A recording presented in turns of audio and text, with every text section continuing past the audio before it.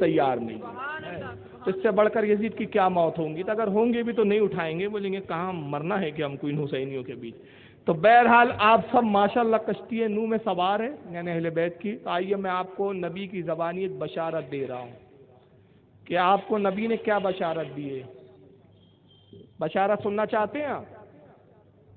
لیکن اللہ کے رسول کی حدیث ہے، اور حدیث پاک کیا ہے کہ جب تم محبت کا دعویٰ کرتے ہو تو آزمائے جاؤں گے۔ آزمائش کیا ہوں گی وہ تقریر کے اینڈ میں بتاؤں گا، میں بھول جاؤں تو یاد دلا دینا۔ محبت کیا چاہتی ہے پتہ ہے؟ ایک حدیث پاک سنا رہا ہوں، رسول اللہ کے پاس ایک صحابی آتے ہیں، کہتے یا رسول اللہ میں آپ سے محبت کرتا ہوں۔ ارشاد فرمایا کیا کہا یا رسول اللہ میں آپ سے محبت کرتا ہوں۔ سرکار نے پھر کیا فرمایا؟ کیا کہا تم نے؟ کہا یا رسول اللہ میں آپ سے محبت کرتا ہوں۔ نبی نے پھر ارشاد فرمایا کیا کہا؟ پھر سے کہو۔ کہا یا رسول اللہ میں آپ سے محبت کرتا ہوں۔ پھر سرکار نے کہا پھر کہو۔ راوی حدیث کہتے ہیں کہ ہم تعجب کرتے رہے کہ رسول اللہ تو سماعت فرماتے، سرکار کی شان تو یہ ہے کہ دور و نزدیک کے سننے والے وہ کان لالے کرامت پہ لاکھوں سلام، جو کان دور سے آسمانوں کی خبریں سنتے ہو، جو آسمان اور جنت میں چلنے والوں کی ہاٹیں سنتے ہو، کیا بات ہے اتنے قریب سے کہنے والا کہہ رہا ہے میں آپ سے محبت کرتا ہوں، اور حضور کہہ رہے پھر سے بول پھر سے بول پھر سے کہہ۔ صحابہ کہتے ہیں میں تعجب ہوا، حتیٰ کہ رسول نے 7 بار اس سے اقرار کروایا۔ کتنے بار؟ 7 بار کہلوایا۔ کہے کیا کہہ رہا ہے؟ وہ کہتا ہے رسول اللہ میں آپ سے محبت کرتا ہوں۔ جب 7 بار کہہ چکے تو صحابہ کی طرف متوجہ ہوئے، سرکار فرمایا تم نے سنا یہ کیا کہہ رہا ہے؟ صحابہ کہتے ہیں نعم یا رسول اللہ، ہاں ہاں ہم نے سنا، نعم فسمعنا، ہم نے اس کی بات کو سن لیا، پس ہم نے سن لیا اللہ کے نبی کا یہ کیا کہہ رہا ہے۔ تو سارے صحابہ مل کر کہتے ہیں یا رسول اللہ یہ کہہ رہا ہے کہ یہ آپ سے محبت کرتا ہے۔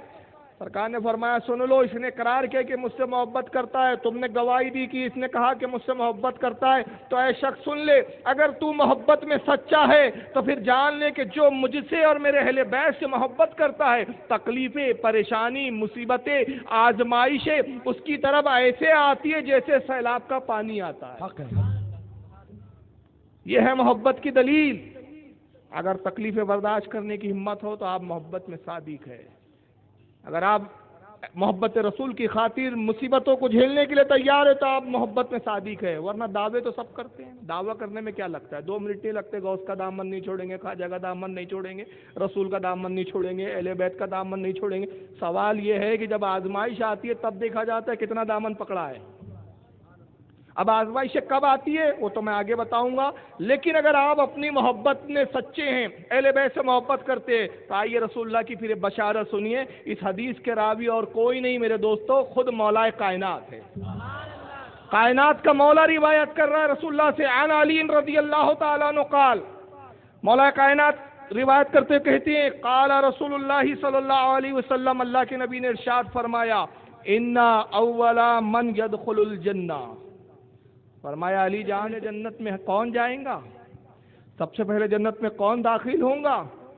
جانتے ہو؟ بتاؤں تمہیں؟ کہا انا سے مراد یہ علی ہے، کیونکہ حضرت علی خود راوی ہے، تو کہتے سرکار نے مجھ سے کہا تو یعنی میں جاؤں گا، اور رسول اللہ نے فرمایا پہلے میں جاؤں گا پھر میرے ساتھ آنا آیا علی تم ہوں گے، کیونکہ علی خیر ہے تو اس لیے آنا اپنے لیے لفظ استعمال کیا کہ میں جاؤں گا، یعنی مجھے بھی کہا علی تم جاؤں گے سب سے پہلے جنت میں رہوں گا ساتھ میں، اور کون ہوں گا؟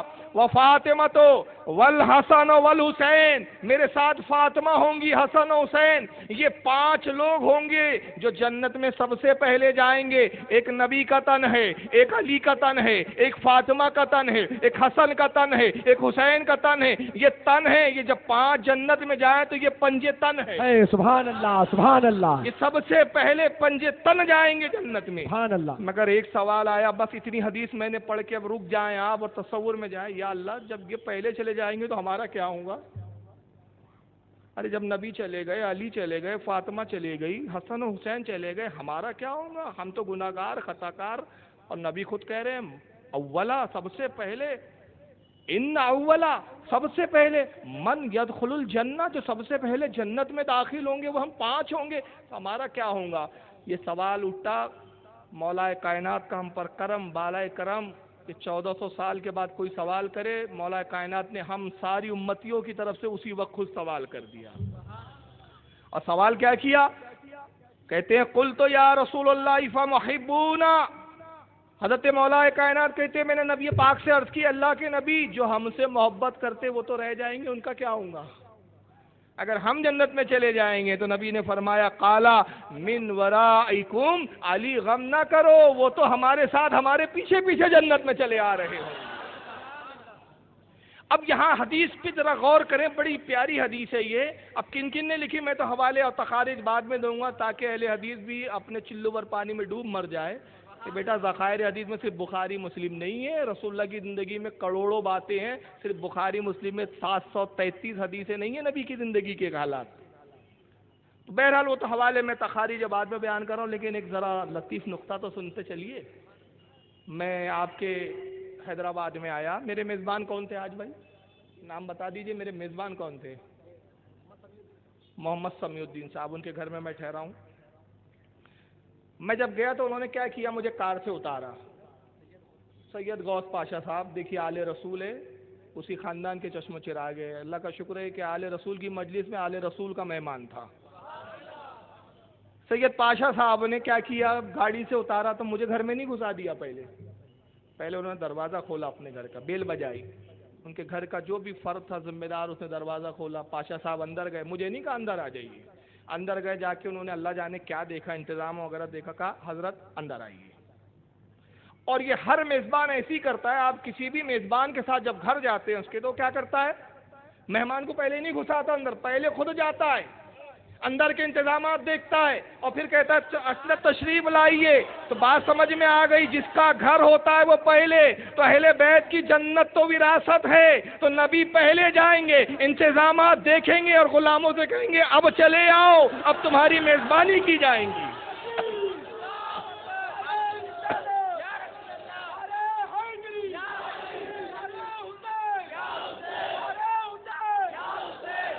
مجھے افسوس ہوتا ہے، نعرے تھوڑا سا روک دے، مجھے افسوس ہوتا ہے ان لوگوں پر۔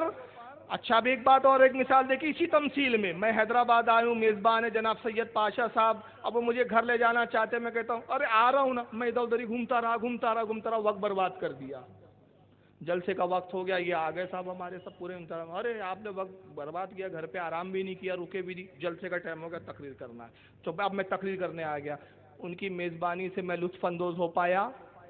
نہیں ہو پایا۔ کیوں؟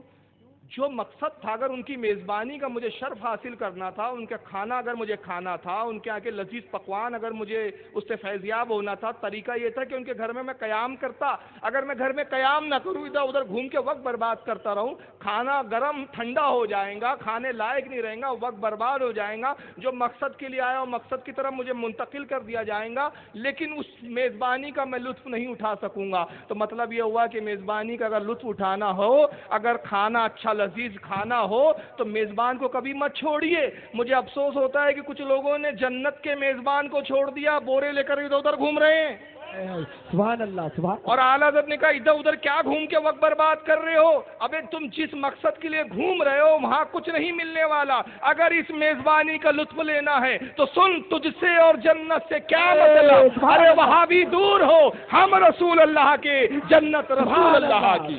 نعرہ رسالت، نعرہ حسین، نعرہ حیدری، مسلک اعلیٰ حضرت، عشق محبت، علامہ فاروق رضوی صاحب۔ اب ایک اور لطیف نقطہ بتا دوں، دیکھیے اگر میں بالکل محبت کے ساتھ، شرافت کے ساتھ میزبان سے محبت کرتے ہوئے اندر جاؤں، ان سے محبت کا سلوک کروں، بچے سامنے آ گئے سید پاشا صاحب کے، تو میں نے بچوں سے بھی تھوڑا سا لاڑ کیا، ارے بیٹا کیا نام ہے آپ کا، بڑے مست لگ رہے ہو، بڑے اچھے ہو، تو بچے بھی خوش، تو پاشا صاحب بھی خوش، حضرت کا مزاج بڑا اچھا ہے، میرے بچوں سے محبت کی، اور ورنہ میں تو برداشت تو کر لیں گے، لیکن کہیں گے بڑا خبیث مولوی ہے یار، میرے بچوں کو میرے گھر میں ڈانٹ رہا ہے۔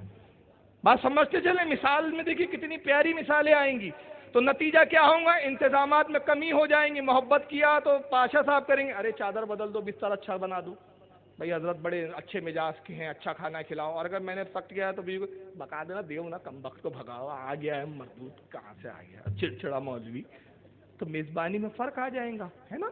تو بستر تب اچھا ملتا ہے جب محبت کرو۔ کچھ جماعتیں رسول کی آل سے محبت نہیں کرتی، تو نتیجہ کیا ہوا، اللہ کا ان پہ لعنت برسی، بستر نیچے ہونا چاہیے تھا، اللہ نے بستر ان کے پیٹھ پہ لاد دیا۔ देखनी नहीं, आप बिस्तर लेके घूम रहे हैं। वो चीज जो नीचे होनी चाहिए तो उन पे लाद दी गई, और हमने मोहब्बत अहले बैत में शर्शार होकर कहा नबी जन्नत आपकी है, तो अल्लाह के रसूल ने करम किया, कहा तुझे यहाँ भी अच्छे बिस्तर दिए जाएंगे, वहाँ भी अच्छे बिस्तर, सुभान अल्लाह, सुभान अल्लाह, हर जगह तेरे लिए अच्छे बिस्तर है। तो शर्त है मोहब्बत अहले बैत, जिनकी जन्नत है उन्हीं से मोहब्बत नहीं कर रहे हैं आप, खामोखा बोरिया लेके घूम रहे 40 दिन 45 दिन 48 दिन, तो अल्लाह कहेंगे बहुत घूमा था ना, अब यहाँ जहन्नम में घूम, यहाँ भी थोड़ा गश्त लगा। और हमसे नहीं कहा जाएगा घूम जहन्नम में, हम कहेंगे मौला दुनिया में हम भटकते नहीं थे, इधर उधर घूमते नहीं थे, हम जहाँ बैठते थे तेरे नबी का जिक्र करते थे, तेरे नबी की आल का जिक्र करते थे। अल्लाह फरमाया जाओ जहाँ नबी की आल है वहीं भेज दो इनको। कल तक ये हुसैन को देखते नहीं थे, जिक्र करते थे, आज हुसैन को देखेंगे और हुसैन को देखकर, उनके नूरानी चेहरे को देखकर ये जिक्र करेंगे। बगैर हुसैन को देखे कहते थे कि तेरी नस्ल पाक में है बच्चा बच्चा नूर का, तू है आईने नूर, तेरा सब घराना नूर का। अब जाओ नबी और हुसैन के पास बैठकर यही नात गुनगुनाओ, तेरी नस्ल पाक में है बच्चा बच्चा नूर का, तू है आईने नूर, तेरा सारा घराना। सुभान अल्लाह, सुभान अल्लाह। आइए ये हदीस जिसमें है कि मोहब्बत अहले बैत का सिला जन्नत है, किन किन ने लिखा? इसको इमाम हाकिम ने लिखा अल मुस्तदरक के अंदर, इमाम बहकी के उस्ताद है। सबसे पहले तो ये बता दो बेचारे गैर मुकल्लिदीन को ये भी नहीं पता अल मुस्तदरक है किस चीज़ का नाम। हाँ यही नहीं पता। मैंने अच्छे बॉम्बे में मनाजरा हुआ मेरा एक गैर मुकल्लिद से, बुखारीज कर रहा है, मैं हाकिम की हदीस पेश करूँ तो कहता ये हदीस नहीं मानूंगा। मैंने कहा बेटा ये कौन सी हदीस में आया कि सिर्फ बुखारी मानना बाकी कुछ मत मानना, ये किस हदीस में आया? आइम्मा ने कहा बुखारी सबसे सहीहुल किताब है। मैंने कहा आइम्मा ने कहा ना, नबी ने थोड़ी कहा। तो आइम्मा ने तो ये भी कहा तकलीद वाजिब है, वो क्यों नहीं माना तूने? तो यहूदियों की तरह आधा दीन लेता है कि कुछ मानता है कुछ छोड़ता है। मैंने कहा ये बताइए जनाब ये मुस्तदरक क्या है? तो बगले झाँक रहे हैं। कहा मुस्तदरक किताब का नाम है। अजी मैंने कहा मुस्तदरक का मतलब क्या है? What is the definition of Al मुस्तदरक? Please tell me what is the definition of अल मुस्तदरक। नहीं मुझे नहीं, आई डोंट नो, मुझे नहीं पता। तो मैंने कहा कैसे अहले हदीस है बेटा तुम? अब मैं बताता हूँ, इसको याद कर लीजिए। हाकिम अल मुस्तदरक क्या है? अल मुस्तदरक के मायने क्या होता है? किताबों की किस्में होती है। जैसे बुखारी, सही मुस्लिम, सही जहाँ लफ्ज आ जाए किताबों के आगे, इसका मतलब जिस मुहद्दिस ने किताब लिखी उसने कोशिश की और पूरी कोशिश करके उसने वो हदीसों को जमा किया जो सही है। सही इब्न हिब्बान है, इमाम इब्न हिब्बान की भी सही है, उन्होंने कोशिश की कि सारी हदीसें वही लाऊं जो सही है सनद के एतबार से। सही इब्न खुज़ैमा, इमाम इब्न खुज़ैमा ने लिखी, बहुत सारी किताबें हैं सही। तो जो सही हदीसें लाई जाती है उसे कहा जाता है सही। बुखारी और मुस्लिम को मिला के कहा जाता है सही है। उसी तरह किताब आती है सुनन, जैसे सुनन अबू दाऊद है, आपने नाम सुना होगा, सुनन इब्न माजा, सुनन नसाई, सुनन जिसमें मुहद्दिस सिर्फ वही हदीसें जमा करता है जिसका ताल्लुक रसूलुल्लाह की सुन्नत से हो। उसमें फ़ज़ाइल नहीं लाएंगा, वो तारीख के वाक़यात नहीं लाएंगा, हिकायत नहीं लाएंगा, वही रिवायतें जमा करेंगे जिसका ताल्लुक नबी की सुन्नत से हो कि नबी नमाज कैसे पढ़ते थे, ज़कात कैसे देते थे, सदक़ात कैसे देते थे, आपके मामूलात क्या थे। मामूलात जहाँ लाए नबी की सुन्नतों को सुनन है। मुस्नद होती है तो इस तरह बहुत सारी किस्में होती है। एक किस्म होती है उसमें अल मुस्तदरक। तो अल मुस्तदरक वो हदीस की किताब होती है जिसमें मुहद्दिस ये कोशिश करता है कि वो हदीसें जो सही है मगर इमाम बुखारी और इमाम मुस्लिम ने नहीं लिखी। हदीस की सनद सही थी लेकिन उसको इमाम बुखारी नहीं लिख पाए, इमाम मुस्लिम नहीं लिख पाए, तो वो तमाम हदीसों को जो सही है, जो बुखारी और मुस्लिम की शर्त पर उतरती है मगर छोड़ दी गई, उन हदीसों को जो जमा कर देता है उस किताब का नाम रख दिया जाता है अल मुस्तदरक। तो इसका मतलब हुआ कि हाकिम की हदीसें भी बुखारी और मुस्लिम की शर्त पर सही हदीस है उसमें। तो इस हदीस को इमाम हाकिम ने लिखा तो गोया ये सही हदीस है। और इसकी जिल्द नंबर 3 सफ़ा 178 हदीस नंबर 4786। इसी हदीस को इमाम तबरी रहमतुल्लाह अलैह ने ज़खाइरुल उक़बा जिल्द 1 सफ़ा 214 पे लिखा। इमाम इब्न असाकिर ने तारीख़ दमिश्क के अंदर जिल्द 14 सफ़ा 173 पर लिखा। कंजुल उम्माल के अंदर हज़रत इमाम हुस्सामुद्दीन हिंदी रहमतुल्लाह अलैह ने जिल्द 12 सफ़ा 98 हदीस नंबर 34166 पर लिखा। और इमाम इब्न हजर अल-हैतमी अल-मक्की अश-शाफ़ई ने अस-सवाइकुल मुहर्रिका सफ़ा 448 पर लिखा। अब एक बड़ी प्यारी हदीस सुन ले कि देखो तुझसे और जन्नत से क्या मतलब। وہابی دور اعلیٰ حضرت جذبات میں نہیں لکھا، اعلیٰ حضرت کی نگاہوں میں ساری حدیثیں تھیں، سبحان اللہ، تب لکھا ہے اعلیٰ حضرت نے۔ اعلیٰ حضرت کا ایک ایک شعر قرآن و حدیث پر ڈھلا ہوا ہے۔ جنت کے مالک کون ہیں دیکھنا چاہتے ہیں آپ؟ آئیے ذرا یہ حدیث پڑھیں۔ ان انس رضی اللہ تعالیٰ عنہ قال، حضرت انس رضی اللہ تعالیٰ عنہ یہ بھی صحابی رسول ہے، ان سے روایت ہے، کہتے ہیں قال رسول اللہ صلی اللہ علیہ وسلم، اللہ کے رسول صلی اللہ علیہ وسلم نے ارشاد فرمایا فقرت الجنت علی النار، سرکار فرماتے لوگوں ایک مرتبہ جنت نے جہنم پر فقر ظاہر کیا، گھمنڈ کیا، فقر ظاہر کیا۔ جنت نے جہنم کے مقابلے میں گھمنڈ کی بات کی، فقر کی بات کی، اور فقر کرتے ہوئے جنت نے کہا، فقالت، جنت نے کہا انا خیر منک، اے جہنم سن، میں تجھ سے بہتر ہوں، میں تجھ سے افضل ہوں، تجھ سے زیادہ عظمت و شان والی ہوں۔ فقالت النار، سرکار کہتے ہیں جہنم نے پوچھا جنت سے، بل انا خیر منک، اے جنت چپ ہو جا، نہیں میں تجھ سے بہتر ہوں۔ جہنم کہہ رہی ہے جنت تجھ سے بہتر تو میں ہوں۔ فقالت لها الجنت استفامها ومما، سرکار فرماتے ہیں کہ پھر جنت نے بڑے حیرت کے انداز میں، حیرت والے انداز میں جنت سے سوال کیا، وہ کیسے ذرا دلیل تو دے، تو مجھ سے کیسے بہتر ہے؟ میں جنت، جنت ہی ورڈ آ جاتا تو سمجھ میں آ جائے کہ جنت تو جنت ہے، جہنم بھی کوئی چیز ہے؟ جنت نے کہا بتا تو کیسے مجھ سے بہتر ہے، اس کی دلیل دے۔